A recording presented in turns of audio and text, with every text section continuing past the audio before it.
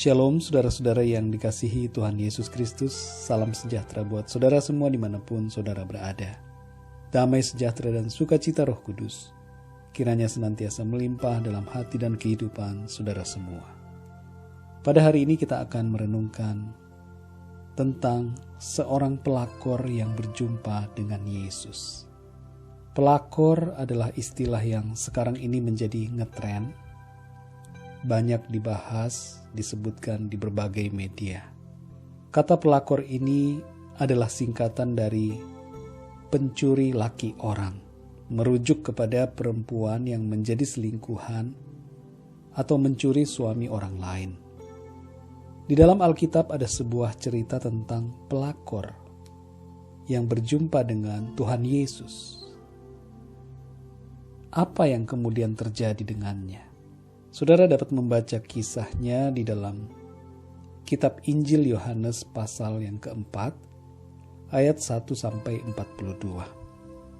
Saya tidak akan membaca keseluruhan cerita dalam pasal dan ayat tersebut, namun saya akan fokus kepada bagian ayat tertentu, yaitu ayat yang ke-16, 17, dan ayat yang ke-18.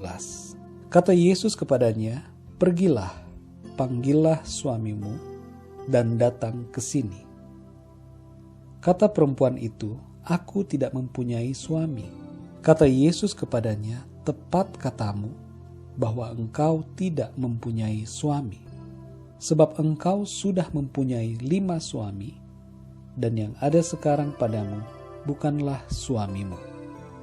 Dalam hal ini engkau berkata benar." Saudara yang dikasihi Tuhan, ketika Yesus dalam perjalanannya menuju Galilea, ia harus melewati daerah Samaria. Di situ ada sebuah sumur dan Yesus merasa haus hingga ia berhenti di dekat sumur itu. Lalu seorang perempuan Samaria datang untuk menimba air.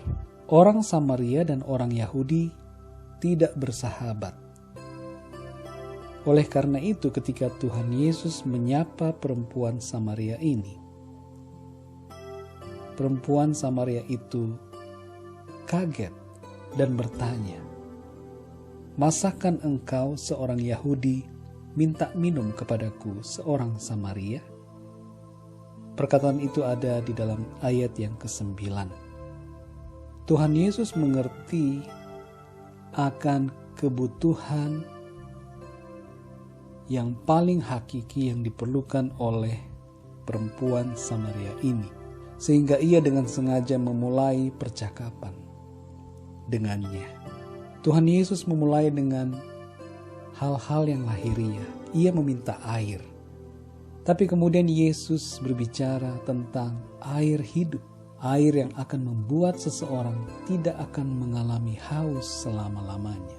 Ketika Tuhan Yesus berbicara tentang air hidup itu, Yesus sedang berbicara tentang perkara yang rohani, tentang kehidupan yang kekal yang dibutuhkan oleh setiap orang.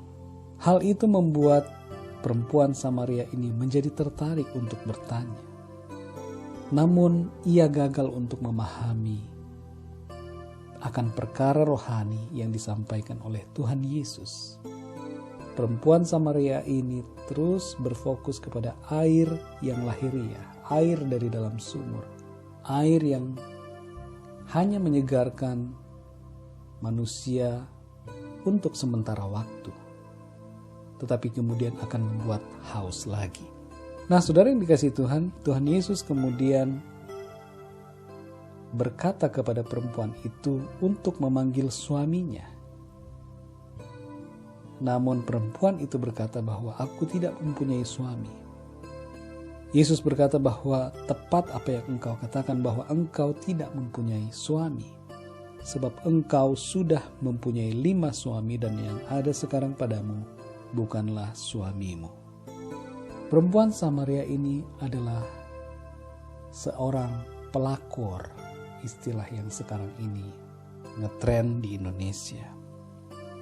Hidup dalam perselingkuhan, dengan suami orang lain, hidup dalam dosa, dan inilah yang hendak ditegur oleh Tuhan.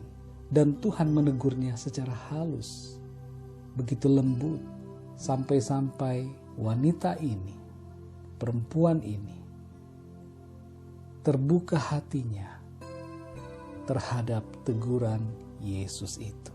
Pembicaraan dan perjumpaan dengan Tuhan Yesus mengubahkan perempuan Samaria ini. Saudara dapat membacanya lebih lanjut dalam ayat-ayat yang selanjutnya. Bagaimana perempuan ini kemudian memanggil orang-orang di lingkungan tempat tinggalnya, orang-orang Samaria, untuk datang dan mendengarkan Tuhan Yesus. Suatu perubahan hidup terjadi dalam diri perempuan Samaria ini. Meskipun tidak dicatat secara detail, namun dapat dipastikan bahwa perjumpaan dengan Tuhan Yesus mengubahkan kehidupan perempuan Samaria ini dari yang tidak berkenan kepada Tuhan, kehidupan yang berdosa, menjadi kehidupan yang berkenan kepada Tuhan. Saudara yang dikasihi Tuhan, dari kisah ini kita dapat belajar dan memahami bahwa Yesus mengasihi jiwa-jiwa yang terhilang dan hendak memberikan kepada mereka kehidupan yang kekal. Kita pun dulunya adalah jiwa-jiwa yang terhilang. Yesus mengasihi kita, Yesus mengasihi saudara, dan hendak memberikan kepada saudara kehidupan yang kekal itu. Sebagaimana Yesus mengasihi jiwa-jiwa, baiklah kita juga, saudara, mengasihi mereka yang hidup dalam dosa dan membawa mereka untuk datang kepada Kristus dengan cara menegur mereka dengan kasih Kristus, mendoakan mereka agar mereka hidup dalam kebenaran. Janganlah kita menghakimi dan merendahkan orang-orang lain yang hidup dalam dosa, tapi kasihilah jiwa mereka yang membutuhkan pengampunan dan kelepasan di dalam Tuhan. Mereka butuh pengampunan Tuhan. Mereka sedang tersesat. Ada banyak orang di dunia ini hidup dalam dosa, dalam kesesatan, dan membutuhkan kasih karunia Allah. Biarlah kita menjadi pribadi seperti Kristus, yang dengan kasih mau datang, merendahkan diri, berjumpa, dan berkomunikasi dengan orang-orang berdosa untuk membawa mereka kepada keselamatan. Saudara yang dikasihi Tuhan, biarlah renungan yang singkat ini memberikan kekuatan kepada kita untuk kita meneladani Tuhan Yesus Kristus. Dan bagi saudara-saudara yang hidup dalam dosa, yang saat ini hidup dengan suami orang lain, atau saudara hidup dengan istri orang lain, jika saudara adalah seorang laki-laki, maka dengarkanlah baik-baik. Tuhan Yesus mengasihi saudara dan mau agar saudara hidup dalam kehendak-Nya. Bukalah hati saudara untuk kebenaran firman-Nya, dan tundukkanlah diri saudara kepada Dia yang sanggup memberikan saudara nafas hidup. Takutlah akan Tuhan, bertobatlah dari dosa, dan hiduplah untuk Tuhan Yesus. Saudara yang dikasihi Tuhan, firman Tuhan akan berbicara lebih lanjut kepada saudara, dan Roh Kudus akan memberikan pemahaman yang lebih dalam buat saudara semua. Mari kita berdoa. Terima kasih Bapa untuk kemurahan-Mu, terima kasih untuk firman-Mu.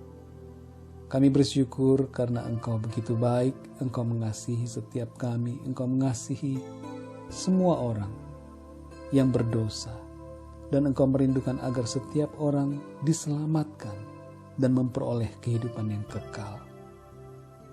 Hari ini kami belajar bagaimana Engkau mengasihi seorang perempuan Samaria yang hidup dalam dosa.